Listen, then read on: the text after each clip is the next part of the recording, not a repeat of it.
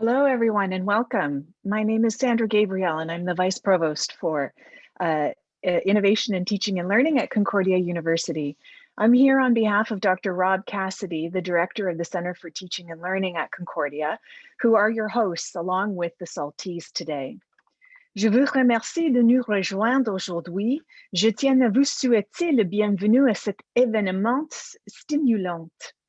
I'd like to begin today by acknowledging that Concordia University is located in unceded Indigenous lands. The Kahnawake Nation is recognized as the custodians of the lands and waters on which we gather today. Tiohtià:ke, or Montreal, is historically known as a gathering place for many First Nations. Today, it is the home of a diverse population of Indigenous and other peoples. We respect the continued connections with the past, present, and future in our ongoing relationships with Indigenous and other peoples within the Montreal community. I'm very pleased now to introduce you to my wonderful colleague, who is your keynote speaker for today, Dr. Nadya Bhuyan. She is the Vice Provost for Partnerships and Experiential Learning within the Provost's office at Concordia University. And she's also a pretty accomplished professor of mechanical, industrial, and aerospace engineering. Welcome, Nadya, and I turn the floor over to you now. Thank you so much, Sandra, to my wonderful colleague as well. And good afternoon, everybody. Bonjour tout le monde, and welcome again to the 2021 SALTISE conference. I'd like to start by thanking Dr. Liz Charles and Dr. Nathaniel Lasry, SALTISE co-directors, as well as the organizing committee for putting together a super lineup of talks. It's definitely a different kind of challenge putting something like this together virtually, so thank you for all of your efforts. And in person, of course, would have been better, but here we are. Concordia University is proud to host the SALTISE conference for a second time, and especially this year, since it's the 10-year anniversary. Concordia faculty, staff, and students have been actively involved in SALTISE over the years. Our staff at Concordia's Center for Teaching and Learning, or the CTL, partner with different SALTISE S4 committees that bring faculty, educational developers, and students together to collaborate in practices related to teaching excellence and innovation. The CTL also actively participates in the SALTISE Educational Developers Special Interest Group, which is a group of learning professionals who meet to discuss and share practices across higher education institutions in Quebec. This year, as we know all too well, has been a very unique year. It's been a time for all to rise to the challenge in the face of several crises: a public health crisis, an economic crisis, and a justice crisis. For higher education in particular, post-secondary institutions were faced with profound challenges due to the pandemic. But at the same time, the pandemic has offered us a singular opportunity to take a meaningful look at how we might change the systems in place. For all of us in higher ed, we worried about the impact that the pandemic would have on learning. But we, like so many institutions and so many industries, pivoted very quickly to address these challenges. The post-secondary system, including students, faculty, and staff, showed incredible resilience and adaptability, and we learned so much about both the strengths and the weaknesses of online and in-person learning. Concordia, from the start of the pandemic, was committed to anticipating and responding to the changing needs of the university and surrounding communities through our teaching, research, experiential learning activities, and knowledge sharing. Over the years, the CTL at Concordia, led by Rob Cassidy, has been working on promoting technology to improve teaching. But the sudden switch to remote teaching has certainly helped to accelerate this work. And the staff, led by Rob and by Sandra, led some pretty superhuman efforts that helped the faculty and staff convert quickly to online education. The speed, diligence, effort, and determination with which the team worked was nothing short of heroic. The pandemic provided an opportunity for the CTL to promote and share pedagogical guidelines to help faculty incorporate a flipped classroom approach in their virtual classrooms. This helped them to optimize their remote teaching and help to promote student engagement by creating more interactive learning environments. Assessment became a key concern and challenge in the online world. Another major change born of the pandemic is that the CTL was able to support the change in approaches to assessment that many professors undertook. There was a move from a few high-stakes assessments to more frequent, smaller assessments, and this is something that is anticipated to be more widely adopted moving forward. The CTL also created a white glove exam service for those departments that needed to host online exams. A process was developed that allowed professors to focus on the pedagogy while the CTL took care of the rest. And these are only some of the things that they did over the past year. Over the past year, Concordia has been undergoing a teaching and learning strategic visioning process led by Sandra Gabriel, delving into and sharing insights into emerging trends in higher education, trying to better understand what the future of teaching and learning may look like, and thinking hard about how we can integrate those insights into our own work at Concordia. Despite COVID, we were also able to launch a number of other exciting initiatives. This past year, the Lab for Innovation in Teaching and Learning, or LITTLE as it's better known, was launched and led by Sandra as well. LITTLE is a dedicated space for prototyping next generation learning experiences. In its focus on pedagogical testing and experimentation, the lab develops ways to respond to disruptive changes in economies and job markets, learner needs and expectations, and pedagogical practices and technologies. The lab exemplifies Concordia's commitment to innovation in teaching and learning. Concordia also took this opportunity to support our students while providing a lending hand to community organizations that were heavily impacted by the pandemic. The Experiential Learning Office worked with the Office of Community Engagement to place students who needed to complete internships in community organizations that benefited greatly from the support. It was a win-win scenario, with students acquiring valuable experiential learning experience while helping organizations who needed it. This past winter, we also launched our Innovation Lab, a place where students develop innovation skills through directed workshops and by working on real-world challenges in a playground-like environment where, alongside industry and community partners, students get to play, take risks, fail, experiment, iterate, learn, and network. And in the process, they develop key skills needed for the 21st century in ways that they could never conceive of in a classroom setting. Speaking of skills, there is a widely held belief that educational systems should empower learners with skills and competencies needed to cope in a dynamic and ever-changing world. Skills like critical thinking, problem solving, collaboration, digital literacy, and adaptability are much needed skills for the 21st century. In its vision for the future of education in 2030, the Organization for Economic Cooperation and Development views an essential learner quality as the ability to acquire skills to embrace complex challenges. Various teaching and learning approaches can help facilitate or allow for complex skills development. The use of experiential learning, for example, is an effective approach for developing these and other key skills, if the experience follows best practices, of course. But more approaches are needed to allow all educators to offer such opportunities to students. Beyond the hollow buildings of higher education, it's not news to any of us that the pandemic has challenged our lives in so many ways that have impacted mental health and well-being. Economic volatility, isolation, fear of catching COVID, and being unaware of what the future holds have profoundly affected so many of us. Studies have shown that our youth are very worried about the pandemic and are concerned about the return to school and about their social relationships. This stress was found to be related to depression and loneliness. Being disconnected from campus activities and student resources and supports added another layer of anxiety. But the pandemic has unveiled how our most vulnerable communities are marginalized and has intensified public attention to the inequities that are deep-rooted in society. In particular, when it comes to higher education, there are major concerns about the unequal impact of the pandemic on students, as everyone here knows. Completing courses online can be quite difficult, both for the professor and the student.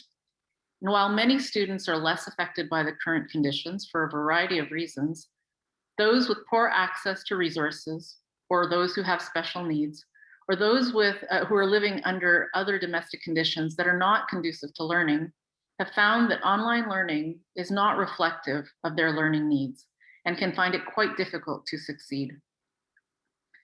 Those who are going into their first or second year of post-secondary education may be struggling to adapt, and who can blame them? What was student engagement like during these times? Good for some, bad for others. And will the transition back to school be difficult for the COVID generation?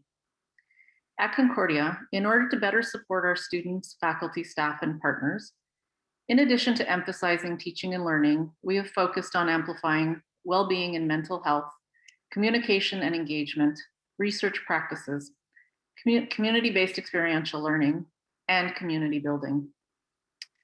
On the topic of community building, during this singular period in history where multiple crises have collided, it has been more important than ever to come together to foster new ways to live, to learn, and to work. Community is our anchor during a crisis. It gives a sense of connection and purpose, and no one can solve this crisis or any other major social epidemic or pandemic alone. Community is a central pillar to any movement, and our collective action strengthens and empowers us by engaging members and communities around shared values and aspirations. And these include a society that is free from inequity. Staying true to our purpose as an anchor institution, community building throughout the crisis has been key to moving forward at Concordia. Our community has indeed been vital to the transformation we underwent. And SALTISE exists to help the education community and all who are interested in developing ways to encourage greater student engagement leading to learning.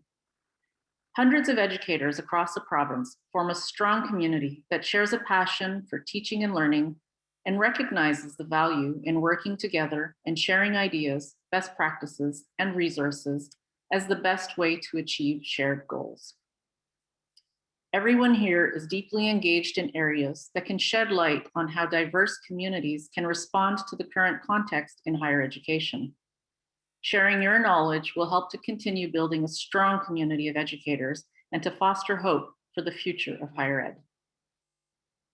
This year, with talks ranging from reflecting on pandemic teaching experiences to new assessment strategies to creating authentic learning situations, this conference offers opportunities for experts to share best practices in the area of active learning pedagogy and the use of technology in ways that may not have been addressed before, because there is a sense of urgency pushing us to make the learning experience better and faster in the current context, but also because we want to leverage some of the new ideas and excellent outcomes of pivoting to online education over the past year. Although educational institutions are generally slow to change, we will face other crises, whether health, climate, or other. So we just can't revert fully to pre-pandemic times. 21st century classrooms have just undergone an astonishing transformation. It's time to rethink emerging practices and for more educators to go beyond simply using technology to using it to enhance instruction.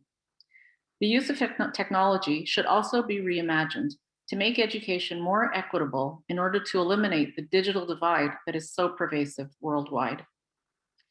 Teaching methods are changing, and while not everyone is embracing this, it's a move that will not go away for many. Moving forward, a post-pandemic future for higher ed needs to be more agile, provide greater access to education, and more opportunities for diverse segments of the population. It must support learners and educators. It needs to be more learner-centered, and it should abandon practices that are outdated or ineffective. Classrooms will need to be more connected, collaborative, and flexible. If our post-secondary institutions are to remain relevant in the 21st century, much needs to change. We need to collectively use our voices and ideas to change the systems in place. Higher ed is at a critical juncture. Our reach should go beyond our grasp and should focus on the needs of learners. As we move into planning for a post-pandemic experience, what are the lessons that we can take from the 2020 experience? What do we need to learn, and what do we need to unlearn? And how can we truly reimagine education as we transition out of the pandemic and into an uncertain future? I know that the discussions that will take place in this conference will be rich and will answer many of these questions and help to shape a brighter future for higher education. And on this note, I wish you all an excellent conference. Thank you very much.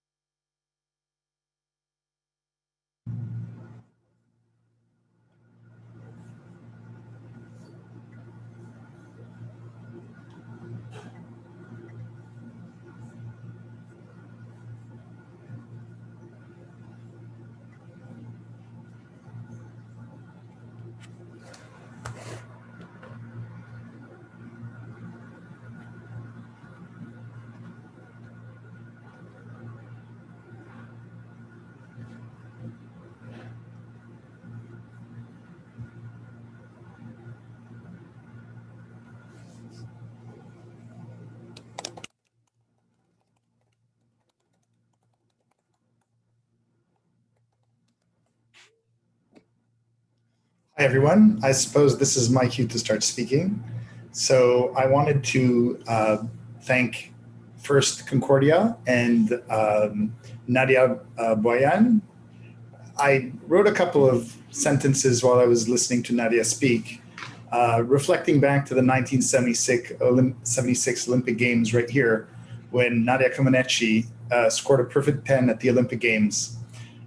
Since then, for a generation of people like me, it's been a bit difficult to be impressed by Nadya after such a performance. But I think this morning we can all agree that Nadya Bhuyan really has reconquered that glory and helped us motivate and inspire us and showed us why Concordia has been such a good friend to SALTISE for all these years and has become completely woven into the fabric of what SALTISE is, what we plan to do moving forward, and how we are expecting to achieve all our goals. So I'd like to thank Nadya, I'd like to thank Concordia, and hand over the microphone and camera to Elizabeth Charles.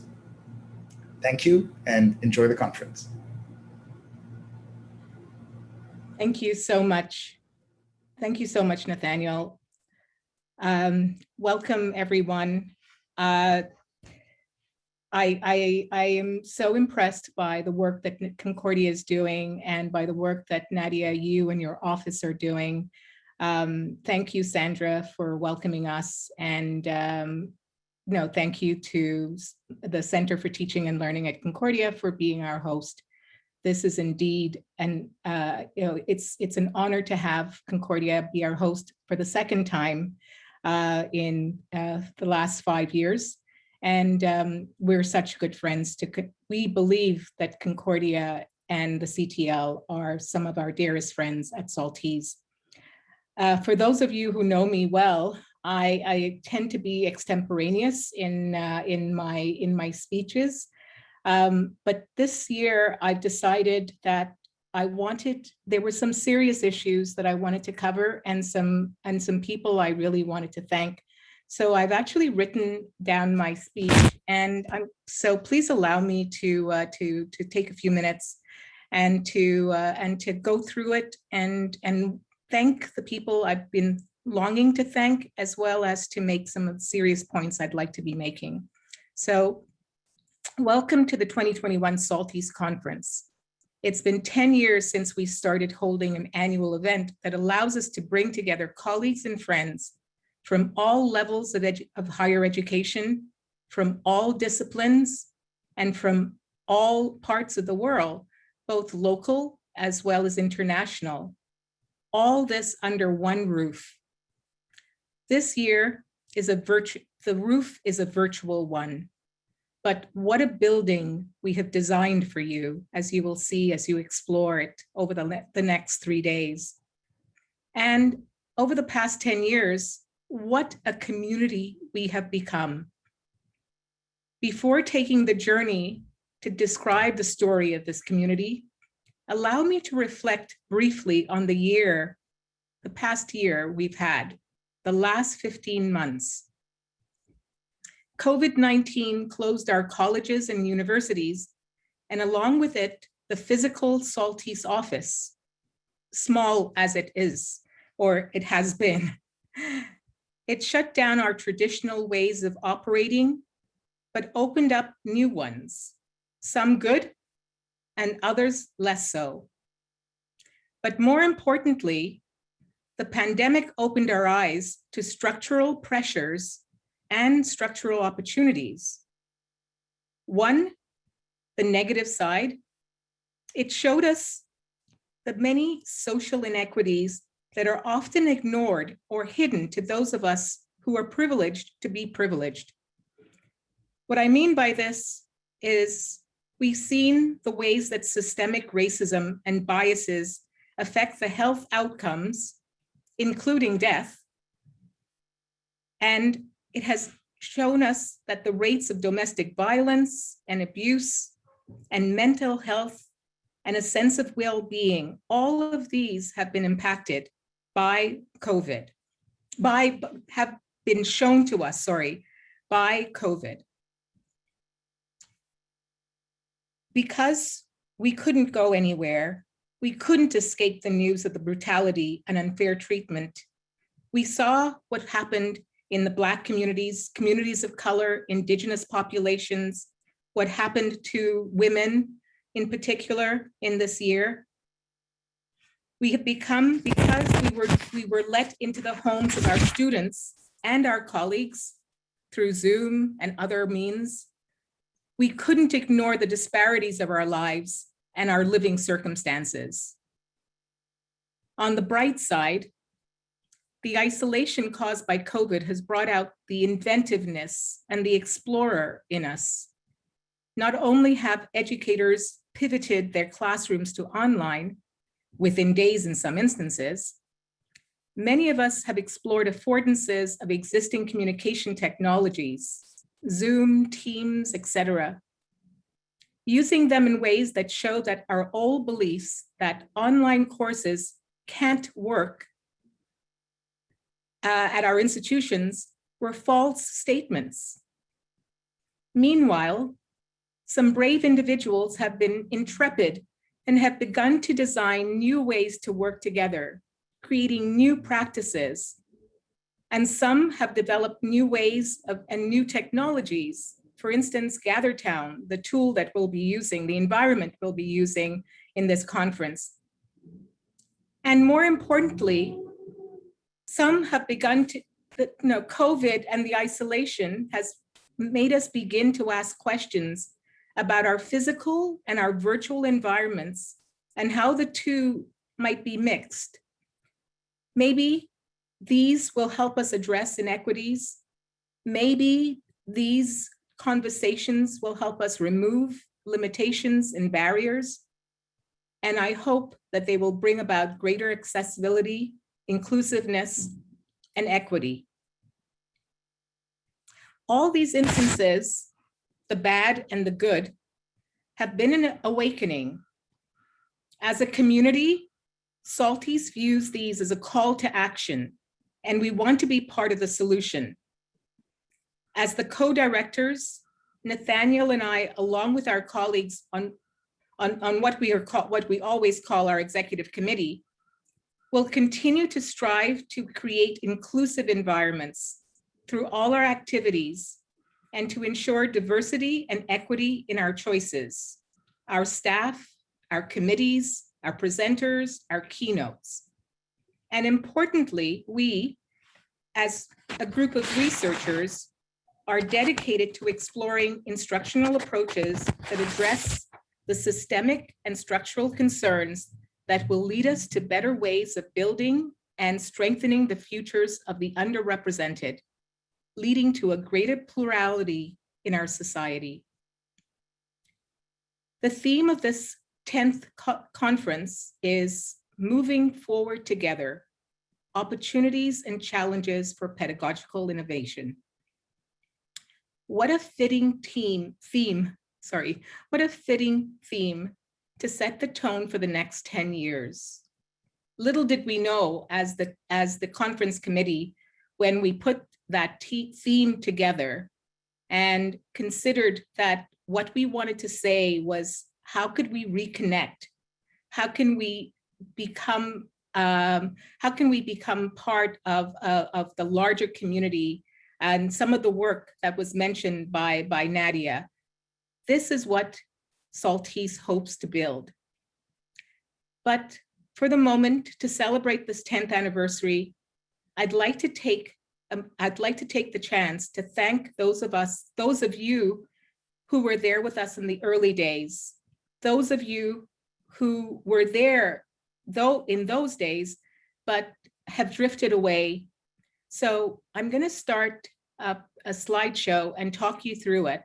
And I hope that you can all see this and will appreciate it. So here we go.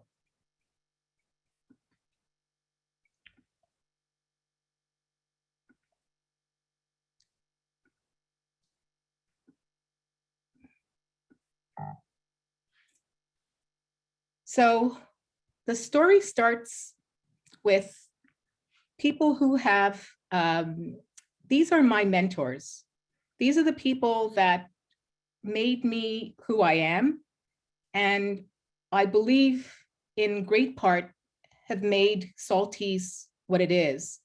So Sylvia d'Apollonia, who's an emeritus teacher from Dawson College, was the first person who showed me the value of wanting to explore and wanting to build a better world. Gary Boyd, my PhD supervisor, while I'm talking about myself here, but Gary's vision of a world was very much what SALTISE has tried to do, has strived for, a world in which the community and the collective was important. And last but not least, Jim Slota, our colleague from OISE, who has been there and has led the way in showing us what community should look like, what mentorship should look like. And for those three people, I truly believe that they are the reason that SALTISE exists. Jim would take his students, myself included, not a student, but a colleague, on trips around the world. I had other colleagues who would take us into other communities, people like Nathaniel Lazary and Michael Dugdale, where we met other individuals like Eric Mazur. So going to Harvard, learning about the school there, learning about the work that they were doing, going to conferences and being encouraged to participate at the level of the experts in the field. In this case, individuals who are from the learning sciences, from cognitive science, from physics, educational research, all of these individuals leading the way. And then my colleagues at the local level, on the right-hand side, Chris Whitaker, a colleague from Dawson College, who I've worked with very closely. In the middle, Murray Brunet from John Abbott College, who has been a rock at John Abbott when it comes to SALTISE, and Kevin Lenton from Vanier College, who has been the equal rock at Vanier, making sure that SALTISE survives. All of these individuals started coming together as small communities of physics education researchers, so physics colleagues, coming together under the roof of Dawson College and learning about each other, learning about the work that we could do. And in the middle, you'll see individuals from the physics department, but you also see Jim Slota and his students bringing all of us together. And then the larger communities that we built, and those communities involving individuals from all of the Anglophone colleges and universities across Montreal, and individuals who, some of these individuals have stuck with us all these years, and some unfortunately drifted off. But their importance, their skill, their knowledge, their passion for what we want to do still drives us. And we met both in formal settings and informal settings. These are my colleagues around my dining table. They're still here with us. Here, colleagues around the Dawson boardroom table, the old Dawson boardroom table, or McGill smaller boardroom tables.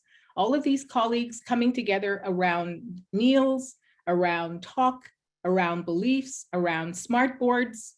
These colleagues from the Dawson Active Learning community, these are the people who started and were dedicated to Dawson and to the larger ideals that have grown into SALTISE. And we met with other communities like STLHE. So we didn't just stick to ourselves. We went to other communities and shared what we were doing. We went to organizations like CAPIC, like the Canadian Association of Physics Educational Researchers. And we shared with them with colleagues from Concordia, like Calvin Kalman.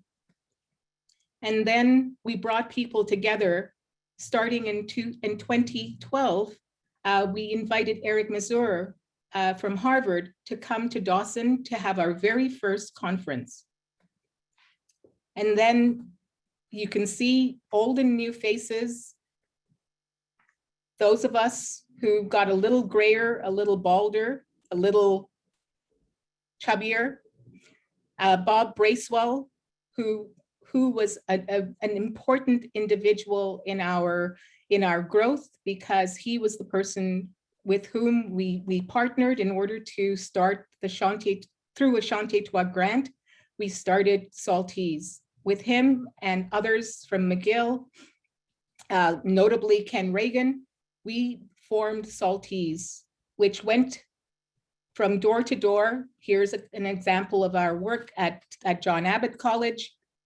Other conferences, bringing our colleagues, our friends together.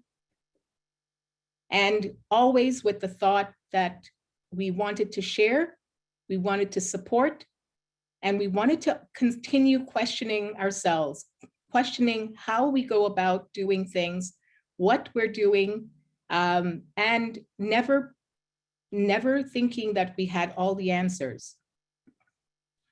So to conclude, I'd like to take a moment now to thank a few of the people who were important to us. In particular, I would like to thank the 2021 Conference Committee. The list of those individuals, it's pretty impressive. So please, I invite you to take a look on the Grenadine website, the tab that says committee. Those individuals are numerous, and it shows how our community has grown. In particular, I would like to thank the extraordinary efforts of the committee's co-chairs, Sueli Bonifim and Boyana Krismanowicz. Together, they have been a force. I would also like to thank Concordia's CTL, Rob Cassidy, Carol Hawthorne, and their amazing team, with special thanks to Lorraine Chiarelli and Joanne Rankin. We'd like to thank the Hospitality Concordia, Dominic and Marie-France, without whom much of this, the technical part would not have been quite so smooth. And the complexity of it is amazing. And I would like to thank, in particular, a few special individuals who've worked with me and helped me throughout this year. Michael Dugdale and Phoebe Jackson, both from John Abbott College. They have been beside me throughout the year. They have been the intellectual spark. They have been the hardworking individuals who have allowed us to share webinars, come up with great ideas, and also, interestingly, allowed us to reach out even while we're isolated. Maybe because we were isolated, we reached out more than ever before. We reached out to our colleagues at UBC, University of British Columbia. We tapped into those threads and those connections we had with individuals like Warren Code, who introduced us to other colleagues like Jackie Stewart, and who have been fantastic, and Martha Mullally sorry, all these names are starting to flood into my head. Martha Mullally, who's been a rock for us and at Carleton University, and introduced us to Jackie actually, and those kinds of connections that we would never have reached out to otherwise, except for the isolation. And then there are a few who've been part of our community who have not been part of our community previously, but they have given us their full effort and to make this conference very special. I thank Joel Weber and his team.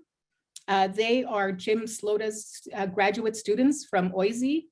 And last but not least, Remy Aurora, who is from Concordia and from CTL, and has been amazing and an amazing support, and has designed the entire GatherTown experience that you'll have. And I suggest that you take full advantage. But in closing, and most importantly, I would like to sincerely thank the group of remarkable young ladies, the people that I call my office staff or team. This team of young ladies have been the bedrock of SALTISE over the last 15 months. As the co-director of SALTISE, I have relied and have learned from them and have gained the support and encouragement as we work together in isolation.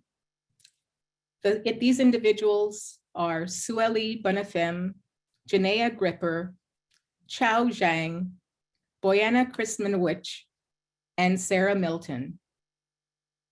You are amazing young women, and I wish you much success in your careers. I'm going to turn you over now to my colleague, Michael Dugdale, and Michael is going to tell you a little bit about what to expect in the next few hours and next few days. Thank you so much for being part of our community, and enjoy the conference. Well, thank you very much, Liz. And just while I'm here, I would also like to extend the thanks of the various conference committees to Concordia University, as well as the CTL. And I can't say enough about Elizabeth Charles. Her dedication and guidance have made the task of organizing this conference possible. As you can imagine, it was a little bit of a different challenge this year over other years. And with Liz really helped guide us and put together something that I'm very excited about. Finally, I'd also like to thank all of you who submitted proposals for this conference, and all of you who are attending right now.